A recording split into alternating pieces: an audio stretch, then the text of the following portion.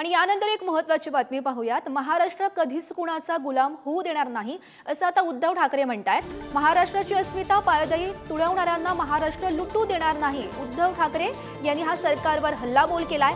कुणी महाराष्ट्र लुटला उद्धव ठाकरेंनी सांगावं असं आता प्रत्युत्तर आणि आव्हान अजित पवार यांनी उद्धव ठाकरेंना दिल्याचं पाहायला मिळत आहे।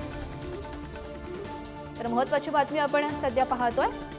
उद्धव ठाकरे यांनी हे मोठं वक्तव्य केलेलं आहे। महाराष्ट्र कधीच कुणाचा गुलाम होऊ देणार नाही असं आता उद्धव ठाकरे म्हणतात आणि याच वक्तव्याला आता अजित पवार यांच्याकडून आव्हान देण्यात आलंय। ज्या लोकांनी आपलं बलिदान देऊन मुंबई महाराष्ट्राला मिळवून दिली, आमचं कर्तव्य आहे की त्यांना अभिवादन केलं पाहिजे।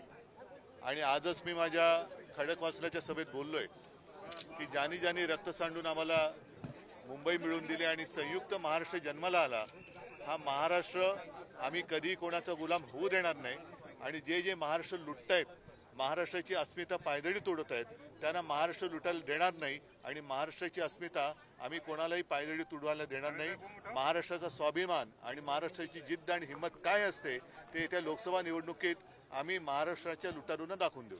उद्धव ठाकरे साहेबांना म्हणून एक उदाहरण द्या की कुठं लुटालूट झाली, कारण ते आणि मी एकत्रपणे सरकार 2.5 वर्ष चालवलं। अतिशय कुठंही आमच्या दोघांच्यामध्ये मतभेद न होता चालवलेलं आहे। हे उभ्या महाराष्ट्राने बघितलं, आपण मीडियाने सगळ्यांनी बघितलं। नुसता हे निवडणुकीच्या काळामध्ये हे असे आरोप होतात।